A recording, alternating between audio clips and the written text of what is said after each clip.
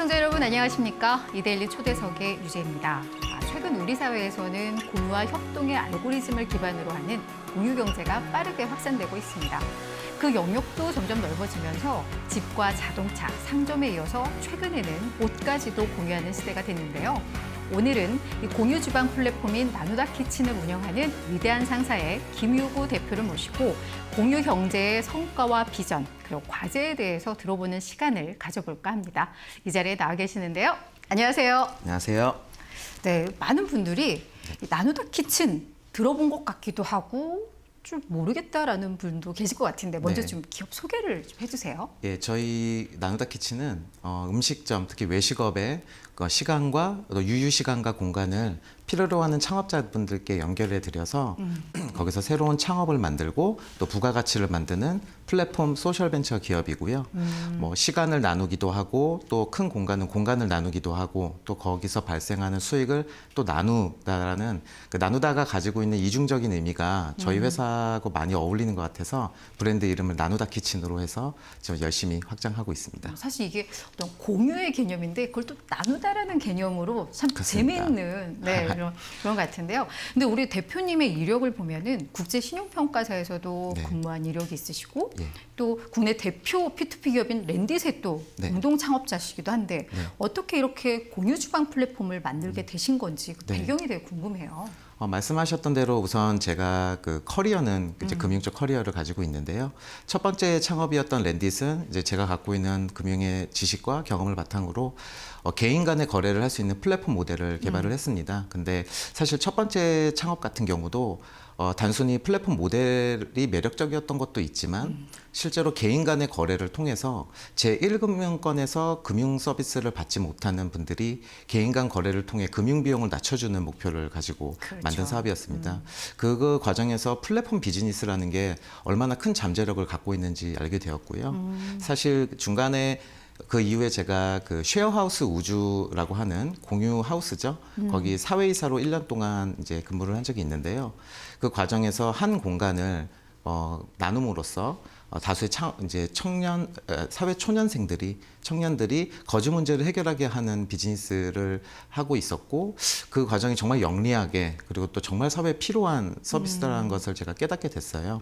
근데 어느 순간에 가장 이게 공간의 효율이 필요한 곳이 어디일까 봤더니 상업 공간, 그 중에서도 가장 많은 창업자들이 도전하는 바로 그 음식점 공간에 이러한 효율이 필요할 것 같다는 생각이 들었고, 이 시장에는 의외로 제가 첫 번째 창업했던 플랫폼 비즈니스도 또 쉐어하우스 우주와 같이 공유를 통해서 솔루션을 주는 사업도 아직은 만들어지지 않았던 시장이어서 시장을 만드는 마켓 메이커로 사업을 과감하게 한번 도전해 보게 되었습니다. 그러니까 예전에 저도 경험을 보면 이제 회사 근처에 이제 식당가를 가보면 분명히 그냥 호프집인데 네. 낮에 이제 뭐 점심 뷔페로 운영을 그렇습니다. 하는 뭐 이런 것도 사실 일종의 물론입니다. 뭐 공유 주방일 텐데 네. 지금 하시는 거는 조금은 좀 다른 개념으로 가는 거죠. 그렇습니다. 사실 지금 현재 그 스타트업들이 만들어가는 시장과 사업의 비즈니스 모델들을 보면 실제 기존에 없었던 사업이라기보다 기존에서 이제 음성에서 또 개인 간 거래 또는 뭐 위생 포함해서 그런 문제들이 있었던 시장을 네. 시스템화하고 양성화시켜서 건강한 시장으로 만드는 과정에 있다고 저는 보거든요.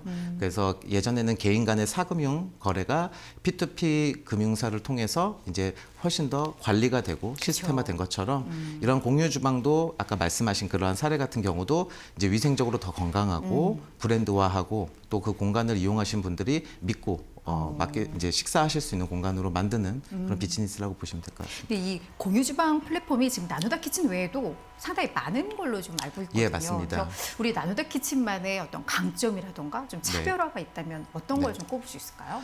먼저 말씀하신 대로 이제 공유 주방 시장이 이제 확장되기 시작하면서 각사마다 굉장히 다양한 비즈니스 모델로 시장에 참여하고 있어요.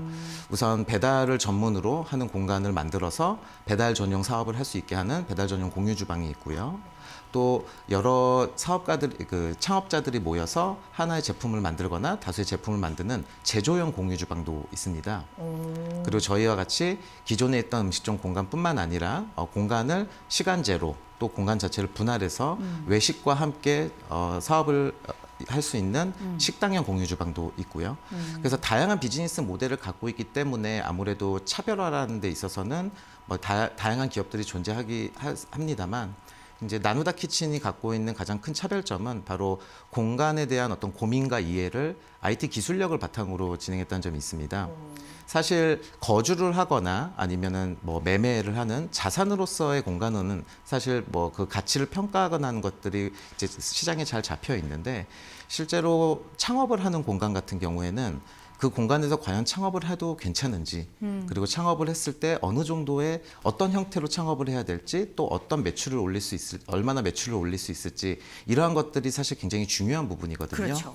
그런 부분을 저희가 약 3년 전부터 딥러닝 기술을 바탕으로 해서 상권 분석을 머신러닝 상권 분석을 드리고 있고 또 실제 공유라고 공간을 공유해서 하는 소자본 창업이기 때문에 음식이 그 매장 내에 있는 동선이나 아니면은 그 인건비와 관련된 효율화가 무엇보다 중요하기 때문에 저희가 나누다 키오스크라고 하는 어플리케이션과 태블릿 디바이스를 직접 창업자분들에게 제공해 드립니다.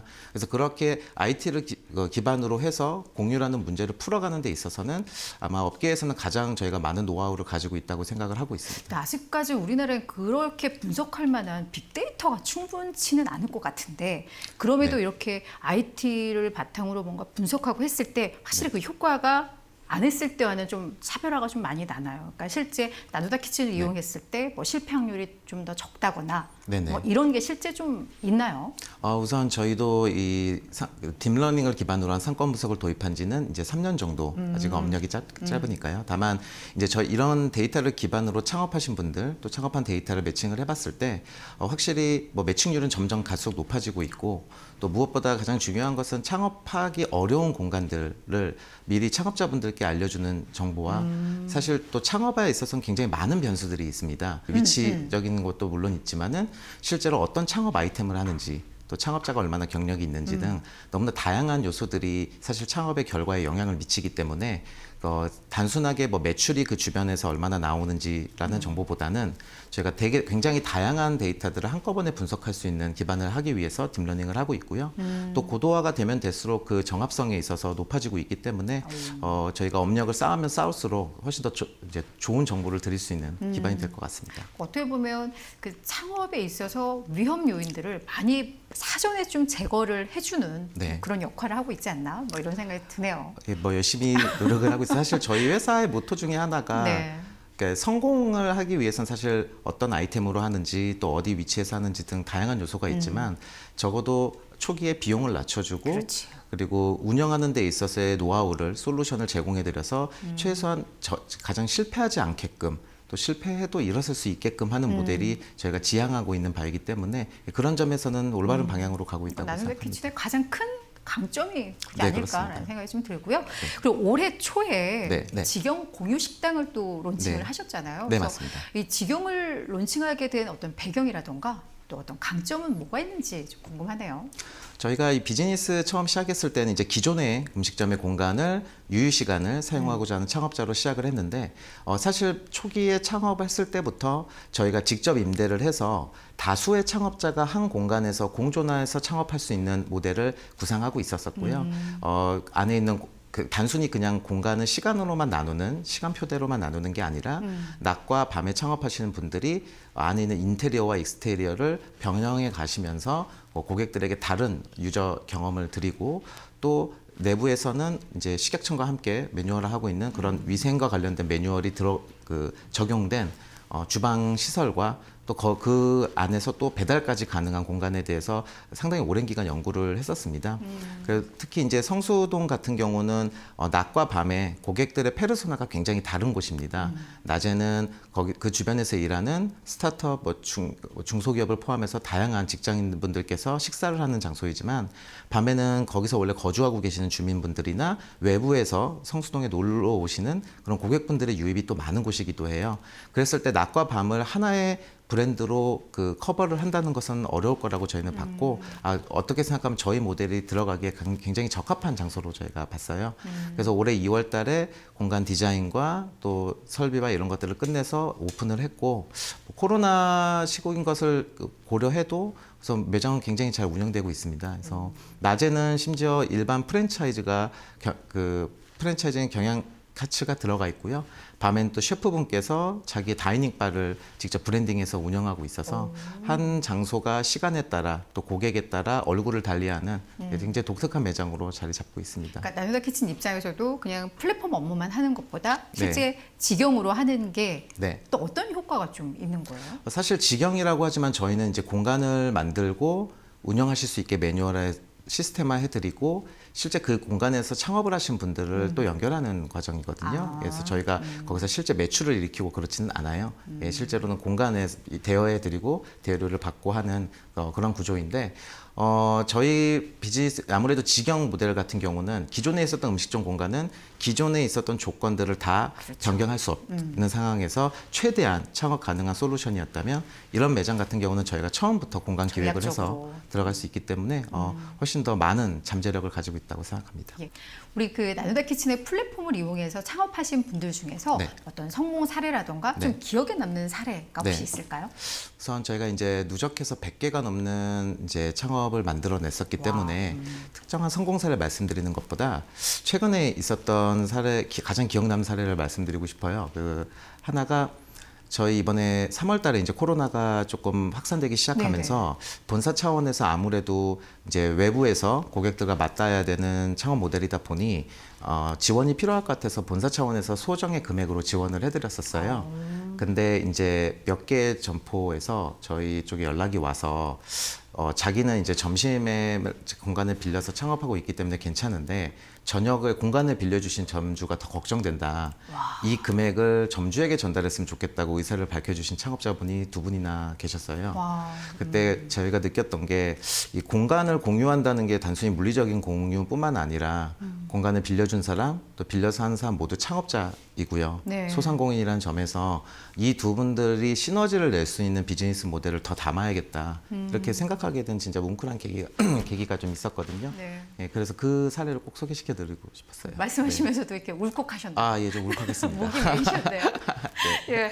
아, 그리고 또 하나 이제 여기서는 약간 우려이기도 한데 네. 워낙에 지금 말씀을 들어봐도 알겠지만 창업자를 중심으로 해서 네. 이분들의 비용을 좀 절감해주고 뭐 네. 경제성, 네. 효율성을 좀 강조를 하고 계시잖아요. 네네네. 그러다 보니까 뭐 사실 키오스크도 직접 네, 뭐 맞습니다. 제작해서 드렸다고 들었는데 네. 그럼으로 인해서 어떤 수요층, 그러니까 네. 고객 입장에서 네. 이제 좀 소외층이 발생하지 않을까에 대한 우려는 있어요. 근데 그런 부분은 좀 어떻게 보세요? 우선은 저희가 만드는 어떤 경제성이나 효율성이라고 하는 것은 이제 비단 창업 자체에 대한 어떤 비용뿐만 아니라 실제로 아무리 적은 금액으로 창업을 한다 해도 그게 지속 가능하게 운영되지 않으면 사실 의미가 있는 제품이 아니거든요. 그래서 저희가 제공해드리는 그런 경제성이나 효용성이라는 것은 그 매장을 이용하는 고객들이 이용할 만한 수준의 서비스인가를 저희는 반드시 보고 이제 경제성이나 효용성은 그 다음 단계로 생각을 하고 있고요. 그렇기 때문에 저희도 사실 이런 매장에서 직영으로 정말 저희가 직영으로 해서 운영하고 있는 매장도 있고 그래서 저희가 제품 뭔가 만들면 그걸 저희 매장에서 먼저 도입해서 고객분들이 불편함을 느끼고 계시는지를 체크를 합니다. 그래서 어떤 특정 매장 예컨대 좀 연령층이 높은 매장이거나 그랬을 때는 키오스크의 UI를 훨씬 더 간편하게 만들어 드리고 또 젊은 분들이나 좀 유동인구가 많은 곳 같은 경우는 조그마한 키오스크라고 해도 더 많은 대수를 편한 공간으로 저희가 솔루션을 해서 드리고 하거든요. 그래서 그런 점에서 결국은 그 매장을 이용하는 고객분들한테 드리는 경제성과 효용성이 결국은 창업자분에게 드리는 경제성과 효용성이기 그렇죠. 때문에 둘은 같다라고 저희는 생각하고 있어요. 예, 우리 대표님이 보실 때 왜 공유 경제가 활성화돼야 하는지 그리고 정책적으로 그렇기 때문에 이런 부분은 좀 지원이 돼야 한다라는 혹시 그런 점이 좀 있을까요? 사실 공유 경제가 워낙에 많은 분야에서 일어나고 있는 비즈니스이고 맞아요. 또 시장이기 네. 때문에 제가 공유 경제가 이래야 된다라고 말씀드린 것은 조금 어렵지만 네. 다행인 게 제가 첫 번째 창업을 했던 P2P 금융 기업을 만들었던 랜딧 같은 경우는 이제 아무래도 금융과 관련된 법률들 예컨대 여신, 뭐 수신과 관련된 또 대부업과 관련된 다양한 법들과 상충하거나 또는 이해가 필요한 영역들이 많았습니다만 지금 하고 있는 공유주방은 공유주방 관련된 이 시장은 너무나 감사하게도 정부, 지자체 그리고 관련 부서가 적극적으로 스타트업과 소통을 하고요. 또 관련된 데 그 매뉴얼을 만들고 가이드라인을 만드는 데 있어서 적극적으로 협조를 해주시고 훨씬 적극적이세요. 근데 사실 이러한 과정이 일어날 수 있는 것은 이제 거기 시장에 기업으로서 참여하는 저희나 또 부처로서 참여하는 관련 기관, 또 시와 정부 이렇게 지자체 분들도 결국은 이 시장이 만들어져야 하고 필요한 시장이라고 하는 데 있어서 큰 공감대가 형성돼 있다고 보거든요. 그래서 특별한 정책적 지원이 더 있어야 된다라기보다는 이러한 소통이 더 많이 원활히 이루어져서 빠르게 좀 건강한 공유 주방 시장이 만들어졌으면 좋겠습니다. 네. 그럼 이제 앞으로 나누다 키친의 어떤 목표라던가 계획 같은 게 좀 궁금하거든요. 첫째로는 플랫폼 기능을 많이 강화할 거예요. 우선 뭐 당연히 상권 분석을 더 고도화하는 것은 말씀드렸듯이 계속 진행하면서 플랫폼을 이용하신 분들께 더 편리한 편의성을 드리고 더 좋고 다양한 정보를 드리는데 우선 웹에선 더 집중하려고 하고 있고요. 그리고 저희 두 번째 모델이라고 할 수 있는 저희가 직접 임대해서 그 공간을 또 효율적으로 바꿔서 창업자를 모집하고 하는 그 모델을 조금 더 확장하는 형태로 가려고 하고 있습니다. 그래서 예컨대 8월 1일에는 어떻게 생각하면 상권의 모체라고 할 수 있죠. 다동의 중심지에 저희가 테이크아웃과 배달 또 시간에 따라 변하는 그 음식점 모델이 또 선보일 예정이고요. 그래서 보통 스타트업 같은 경우는 그 양적인 확장과 질적인 고도화가 이렇게 플로우처럼 이렇게 일어나는데 아마 올해 하반기에는 그 둘 다를 달성할 수 있는 그런 계획을 가지고 있습니다. 그래서 지금 말씀하셨던 네. 뭐 8월 1일 다동에 이제 하는 네. 그 공유, 네네. 그 직영점, 그건 네네. 어떻게 하신다는 건지 조금만 더 구체적으로. 저희가 기본적으로 이제 기존에 있었던 공간의 예. 효율을 더하는 이제 사업이다 보니까 실제 다동에 있는 호텔의 F&B 공간과 그 앞에 있는 지금 현재 사용되고 있지 않은 건물, 조그마한 가건물이 있습니다. 건물이 있는데 그 건물과 F&B 공간에서 그 이전에는 사실 호텔이라고 하는 곳 같은 경우는 음식점이라는 게 호텔의 음식점이라는 이미지가 강하잖아요. 근데 지금 현재 뭐 시장 상황이나 이런 걸 봤을 때 그 호텔에서 있는 F&B가 호텔의 이미지가 아니라 오히려 외부의 매스 커스터머와 연결될 수 있는 모델을 또 원하고 계시거든요. 그래서 그러한 호텔의 니즈 그리고 공간의 니즈 그리고 그 주변에서 이제 낮과 밤의 페르소나가 다른 공간 이 세 가지가 딱 일치하는 공간이 다동이어서 저희가 프로젝트 형태로 한 3달 정도, 4달 정도 준비를 했고 이제 오픈을 8월에 앞두고 있습니다. 그래서 배달과 테이크아웃이 같이 가능한 공간 그리고 시간에 따라서 브랜드가 변하지만 또 공간 내에서도 배달과 창업이 같이 가능한 공간 등 공간을 최대한으로 효율적으로 사용할 수 있는 방향으로 진행하고 있습니다. 그럼 그 직영점에 들어가고자 하는 수요도 꽤나 많을 것 같아요. 물론 그거 어떻게 그렇습니다. 선정을 좀 하세요? 우선은 저도 들어가고 싶어요. 네. 우선은 지금 현재 저희가 이렇게 직접 임대를 해서 이렇게 공간을 나누는 형태는 네. 이제 두 번째 점포이기 때문에 우선 창업자 같은 경우는 이전에 저희 그 모델에서 창업을 하셨던 분들께 먼저 소개를 드리고 진행을 하고 있어요. 다만 저희가 빠르게 확산되게 되면 이제 웹페이지를 통해서 플랫폼 페이지를 통해서 창업자분들을 모집하고 창업자분들도 그 공간에 대한 정보를 받으실 수 있을 거라고 생각합니다. 예. 네, 그러면 이제 마지막으로 네. 창업을 꿈꾸는 우리 뭐 청년들. 네. 그러니까 그 창업이라 함은 우리 지금 대표님께서도 하나의 네. 플랫폼을 창업을 하신 거잖아요. 네네. 그래서 그들에게 어떤 조언 네. 그리고 우리 나누다 키친을 또 이용해서 창업을 꿈꾸는 분들 네. 이분들에게 혹시 조언을 하실 게 좀 있을까요? 우선 저도 아직은 뭐 미숙한 더 많이 성장해야 되는 창업가 또 사업가이긴 하지만 이 두 번의 창업을 통해서 제가 느낀 것은 사업을 할 때 정말 다양한 어려움이 있잖아요. 뭐 사업의 종류에 따라도 다르지만 근데 그 중에서도 가장 사업할 때 어려운 근본적인 이유가 사업은 연습을 하거나 경험을 하기가 참 어려운 분야라는 맞아요. 거죠. 근데 사업을 하다 보면은 지금 시점에서 생각하지 못한 변수들이 사업의 방향을 바꾸거나 성패를 가르기도 하는데 저희 나누다 키친은 적어도 외식업으로 창업하시는 분들이 그러한 연습까지는 아니어도 그 경험이 실패나 아니면은 돌이키지 못하는 아픔이 아니라 초기 비용을 최대한 낮춰서 리스크를 낮춰서 외식업 창업을 먼저 도전해 보실 수 있는 최대한 안전하게 도전해 보실 수 있는 채널로 저희가 만들려고 하고 있거든요.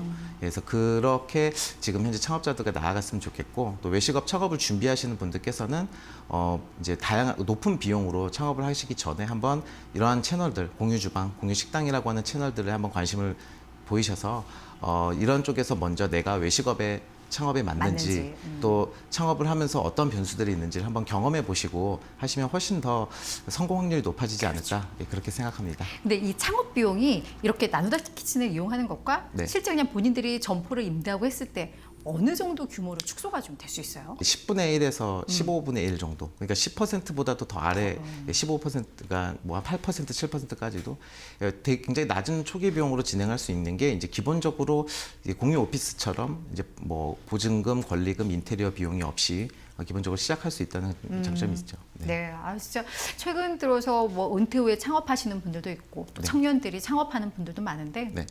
이 비용에 대한 부담을 덜어줬다는 것만으로도 이 사회에 있어서 정말 큰 일을 하고 계시는구나 이런 좀 자부심을 느끼시면서 일을 하셔도 될 것 같고요. 앞서 말씀하셨던 것처럼 그런 다양한 그런 분석들을 통해서 더 많은 기회를 드리고 위험은 더 최소화할 수 있는 그런 기회를 좀 많이 주셨으면 네. 바람이 좀 있습니다. 앞으로 응원하겠습니다. 고맙습니다. 감사합니다.